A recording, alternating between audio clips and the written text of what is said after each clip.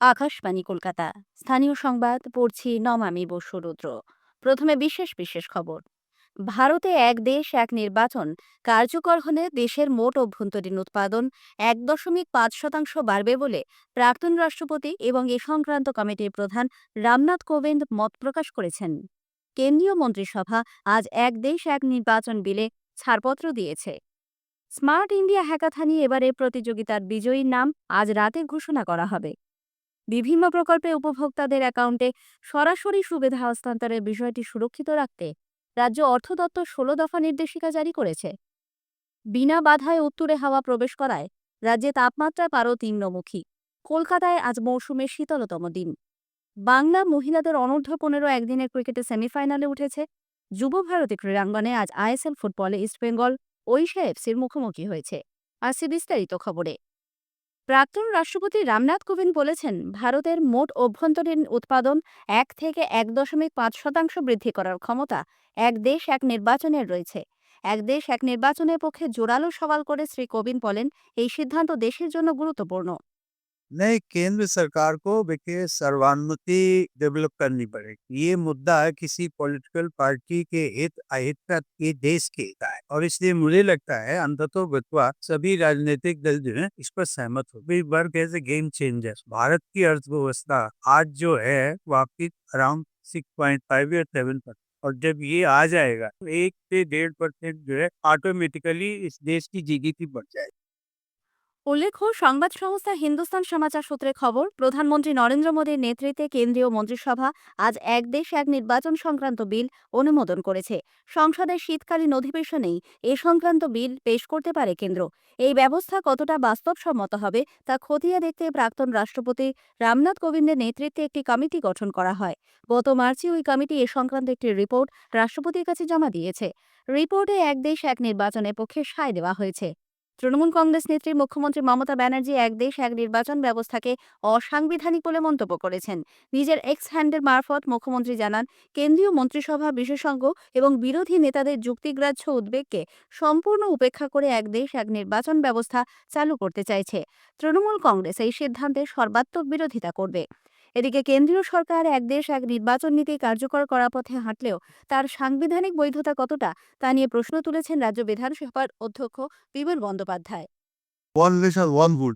আমি লোকসভা স্পিকারকে বলেছিলাম যে আপনি যে রেজলিউশনটা এনেছেন এটা তো ইন্ডিকেট করে আপনি ওয়ান নেশন ওয়ান ভোটের থিওরিটার উপর বেস করে এটা এনেছেন। ওরা আপনি আমাকে মিস্টেক করছেন, আপনি আমাকে বুঝতে পারছেন না মিস্টার ব্যানার্জি, আমাদের ওই দৃষ্টিভঙ্গি নয়। কিন্তু আমি দেখছি যে আমি সেদিন যে আশঙ্কা করেছিলাম সেটাই আজকে বাস্তবায়িত হচ্ছে। ওরা এটা এনেছেন। আমি জানি না সংবিধান থেকে এরা কতটা অনুমোদন পাবেন এই ব্যাপারটা নিয়ে, সেটা যারা সংবিধান বিশেষজ্ঞ তারাই বলবেন, আদালত আছে, ব্যাপারটা অনেক দূরেই যাবে। তবে আমাদের ওদের যে পরিকল্পনা রয়েছে, that was A hidden agenda at that period of time, সেটা আমি উপলব্ধি করতে পেরেছি। অন্যদিকে এই ব্যবস্থাপনার বিরোধিতা করে সিপিআইএম নেতা সুজন চক্রবর্তী বলেছেন, মানুষের আস্থা অনাস্থাকে মাথায় রেখেই দেশে ৫ বছর অন্তর ভোট হয়। নতুন ব্যবস্থা চালু হলে গণতান্ত্রিক প্রক্রিয়া থেকে দেশ সরে আসবে বলে মন্তব্য করেন তিনি। স্মার্ট ইন্ডিয়া হ্যাকাথন ২০২৪-এর গ্র্যান্ড ফিনালে সফটওয়্যার এডিশনের আজ দ্বিতীয় দিন। মোট ৩৫টি টিম এখানে অংশগ্রহণ করেছে। ৩৬ ঘণ্টা ধরে চলা এই প্রতিযোগিতায় নিজ নিজ টিমকে দেওয়ার সমস্যার সমাধান খুঁজেছেন প্রতিযোগীরা।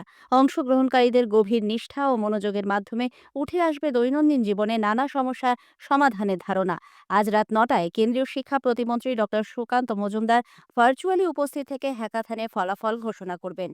এ রাজ্য আইআইটি খড়গপুর নোডাল কেন্দ্র হিসেবে রয়েছে। আইআইটি খড়গপুরের অধিকর্তা ডক্টর ভি.কে. তিওয়ারি বলেন, এই হ্যাকাথনে উঠে আসা বিভিন্ন সমাধান আগামী দিনে কাজে লাগবে। These students will come out with solutions which will definitely make the life of the common man easy and also very nice. Problems which are being solved and the planning which is there behind this is to see that these product mark in the hackathons realize into products. And for after this design, I think the people who have designed the ideas, they will be given time to fructify their ideas into form of products. IIT খড়গপুরের উপ অধিকর্তা রিঙ্কু ব্যানার্জি বলেছেন, এই smart India হ্যাকাথনের মাধ্যমে পাওয়া সমাধানগুলি সুস্থায়ী উন্নয়নে সহায়ক হবে। পরিষ্ট ডিফারেন্ট ইউনিভার্সিটি এবং ইনস্টিটিউশন থেকে 200-র বেশি প্রতিযোগী এখানে এসছেন এই কম্পিটিশনে অংশগ্রহণ করার জন্য। স্মার্ট ইন্ডিয়া হ্যাকাথন একটি অ্যানুয়ালি প্ল্যাটফর্ম যেখানে উৎকৃষ্ট মানের উদ্ভাবনী প্রতিযোগিতার মাধ্যমে আমরা কৃতি ছাত্রছাত্রীদের নির্বাচন করে থাকি। দেশে উপাসনার স্থানে আইনের অধীনে কোনো নতুন মামলা দায়ের করা যাবে না বলে সুপ্রিম কোর্ট আজ নির্দেশ দিয়েছে। এছাড়াও যে মামলাগুলির রায়দান এখনও স্থগিত রয়েছে তার নিষ্পত্তি না হওয়া পর্যন্ত কোনো চূড়ান্ত আদেশ কার্যকর করা যাবে না। প্রধান বিচারপতি সঞ্জীব খান্নার নেতৃত্বে একটি বিশেষ বেঞ্চ 1991 সালের আইনের বৈধতাকে চ্যালেঞ্জ করে পিটিশনের বিষয়ে কেন্দ্রীয় সরকারকে 4 সপ্তাহের মধ্যে জবাব দিতে বলেছে। আদালত জানিয়েছে এই মুহূর্তে উপাসনা স্থল নিয়ে যত সমীক্ষা চলছে তাও স্থগিত থাকবে। উপাসনা স্থল আইন মামলার নিষ্পত্তি না হওয়া পর্যন্ত এই নির্দেশ কার্যকর থাকবে। এই খবর আপনারা শুনছেন আকাশবাণী কলকাতা কেন্দ্র থেকে। আমাদের সংবাদ শোনা যাবে ইউটিউব চ্যানেল আকাশবাণী সংবাদ বাংলা, ফেসবুক ও ইনস্টাগ্রাম আকাশবাণী সংবাদ কলকাতা এবং এক্স হ্যান্ডেল এআইআর নিউজ কলকাতাতে। বিভিন্ন প্রকল্পে উপভোক্তাদের অ্যাকাউন্টে সরাসরি সুবিধা হস্তান্তরের বিষয়টি সুরক্ষিত রাখতে রাজ্য অর্থ দপ্তর 16 দফা নির্দেশিকা জারি করেছে। সাম্প্রতিক ট্যাব কাণ্ড থেকে শিক্ষা নিয়ে ব্যাংক অ্যাকাউন্টে টাকা দেওয়ার আগে এবার থেকে কাগজের নথিতে নয় অনলাইনে ব্যাংক অ্যাকাউন্ট যাচাই করা হবে বলে ওই নির্দেশিকায় জানানো হয়েছে। ন্যাশনাল পেমেন্টস কর্পোরেশন এই যাচাইয়ের কাজ করবে। বেপরোয়া বাসে রেষারেষি আটকাতে রাজ্য পরিবহন দপ্তর একটি নতুন মোবাইল অ্যাপ তৈরির কথা জানিয়েছে। তথ্য প্রযুক্তি দপ্তর ও রাজ্য পুলিশ যৌথভাবে এই মোবাইল অ্যাপ তৈরি করেছে। সেই অ্যাপের মাধ্যমে সরকারি ও বেসরকারি বাসে যাত্রাপথের পুঙ্খানুপুঙ্খ তথ্য, গতিবেগ সহ যাবতীয় খবরাখবর পাওয়া যাবে।